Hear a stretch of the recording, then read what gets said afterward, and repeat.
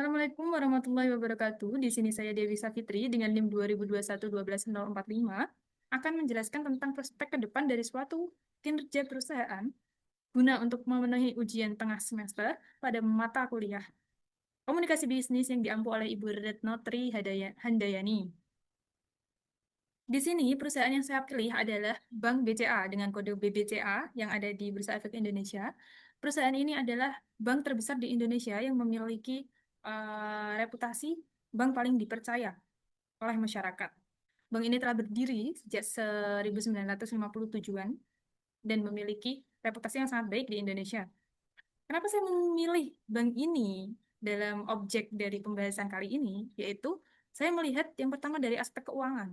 Di sini saya telah menyiapkan laporan keuangan Bank BCA pada tahun 2023. Kita lihat pada laba bersih mereka. Laba bersih mereka pada tahun 2023 ini sebesar 48 triliun. Bapak bisa 48 triliun, padahal di sini tertera 48 juta. Kita lihat dulu ini dinyatakan dalam jutaan rupiah atau dinyatakan dalam rupiah biasa. Karena di sini dinyatakan dalam jutaan rupiah, berarti ini 48 triliun bacanya, bukan 48 juta ya. Pada tahun 2023, laba bersih yang dihasilkan sebesar 48 triliun. Ini lebih besar dibandingkan dengan tahun 2022 sebesar 40 triliun. Kemudian kita eh, lanjut lihat di laporan keuangan pada tahun 2024 ya. Sama kita lihat di laporan laba rugi. Nah, pada tahun 2024 menunjukkan bahwa laba bersih yang dihasilkan dari Bank BCA ini sebesar 54 triliun. Yang berarti lebih besar daripada yang 2023 tadi, sebesar 48 triliun tadi. Yang artinya Bank BCA ini memperoleh laba sekitar 10-15% secara konsisten setiap tahunnya. Kemudian kalau saya melansir dari eh, saya mendapatkan data dari indopremier.com. ROE dari Bank BCA atau Return of Equity-nya itu sebesar 20%. Kalau misalkan dengan tingkat pengembalian yang sebesar itu, mengartikan bahwa Bank BCA ini pintar dalam mengelola modalnya. Kemudian kalau kita lihat dari aspek eh, pemasaran mereka, aspek pemasaran dari Bank BCA ini lebih mengandalkan kepada pelayanan pelanggan dan juga digitalisasi mereka.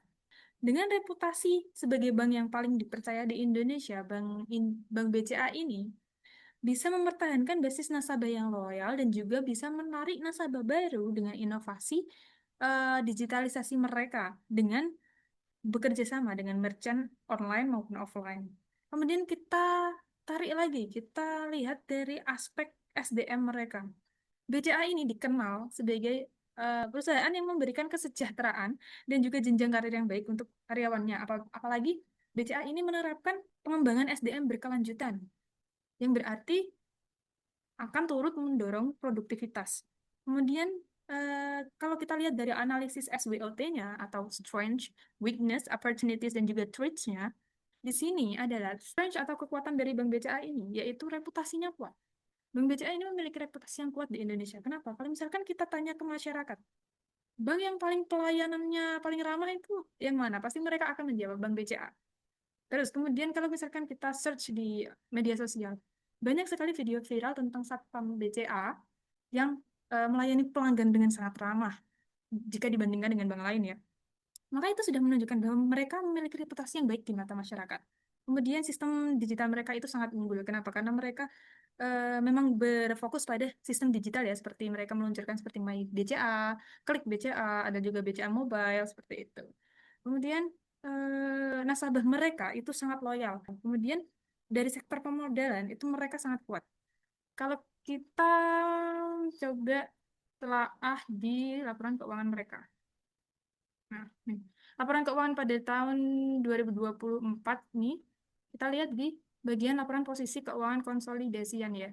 Jumlah aset mereka itu sebesar 1.449 triliun. Pada tahun 2023, jumlah aset mereka sebesar 1.408 triliun.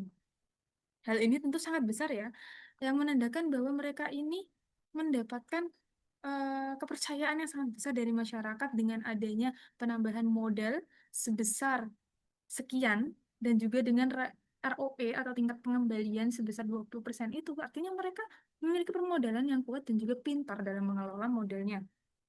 Oke.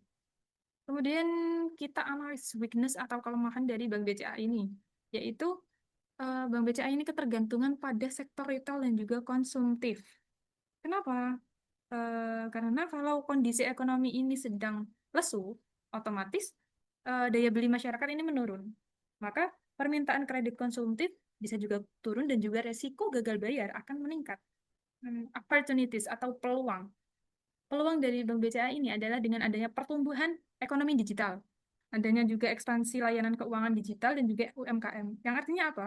Artinya sekarang ini banyak kegiatan ekonomi dilakukan secara online kan. Misalnya belanja di e-commerce, terus transaksi lewat aplikasi dan juga pembayaran digital. Maka hal ini akan membuat peluang besar bagi BCA untuk menyediakan layanan keuangan yang mendukung transaksi digital tersebut. Bisa saja e-wallet atau pembayaran online atau integrasi dengan marketplace dan lain-lain. Untuk threats atau ancaman yang akan dihadapi oleh BCA ini adalah persaingan dari bank digital atau vintage ya. Saat ini kan banyak sekali bank-bank digital seperti Cbank misal, terus ada Genius, ada Jago, Bank Jago itu ya. Terus ada perusahaan vintage seperti OVO, GoPay, Dana, terus Akulaku, Kredivo dan lain-lain. Itu itu kan mereka kan menawarkan jasa layanan keuangan yang mirip-mirip dengan bank. Kalau misalkan mereka sama-sama memberikan kemudahan transaksi online, bunga tabungan yang menarik, biaya rendah, dan juga proses cepat, maka ini bisa tentu saja bisa menarik nasabah, terutama anak muda dan juga pengguna digital. Maka dari itu, kalau misalkan masyarakat ini lebih sering menggunakan layanan bank digital atau vintage dibandingkan BCA, maka ini menjadi suatu ancaman bagi bank BCA sendiri. Karena bisa saja nasabah ini pindah ke platform lain, bisa saja dana simpanan yang ada di BCA ini menurun, bisa saja transaksi di aplikasi BCA juga akan berkurang, pertumbuhan bisnis juga akan melambat, dan lain-lain. Maka kesimpulannya, setelah kita analisis dari berbagai hal ya, dari aspek keuangan, dari aspek pemasaran, aspek sumber daya, atau aspek analisis SWOT-nya juga, ini menurut saya, prospek Bank BCA ini untuk 1 sampai 2 tahun ke depan ini sangat bisa dipertimbangkan karena apa? Dengan posisi keuangan tadi yang kuat ya, inovasi digital yang terus berkembang, terus tingkat kepercayaan masyarakat juga tinggi, BCA juga diperkirakan akan terus tumbuh stabil dengan apa? Dengan tingkat pengendalian yang tinggi, dengan laba yang konsisten, maka BCA ini bisa saja akan terus tumbuh stabil dalam 1 sampai 2 tahun ke depan. Mungkin kalau misalkan tantangan utamanya ya memang tadi yang saya sebutkan dalam threats tadi ya, ancaman tadi ya, yaitu persaingan dari digital banking yang lain. Tapi kalau misalkan itu tuh bisa diminimalisir karena BCA ini memiliki permodalan yang kuat ya. Jadi kalau misalkan memiliki modal yang kuat untuk beradaptasi, kemungkinan ancaman itu juga bisa diminimalisir.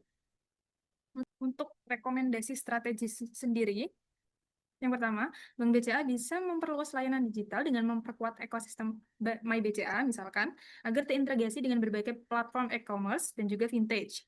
Kemudian bisa juga meningkatkan pembiayaan UMKM, terutama di sektor produktif, untuk memperluas pasar dan juga mendukung ekonomi nasional.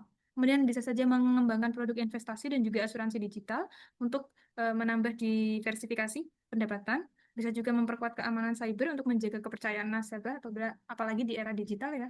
Kemudian melanjutkan program literasi keuangan agar masyarakat semakin memahami produk dan juga layanan perbankan modern seperti itu. Baik, itu saja penjelasan dari saya. Apabila ada salah kata atau ada kata yang mungkin kurang bisa dipahami, saya mohon maaf. Terima kasih. Wassalamualaikum warahmatullahi wabarakatuh.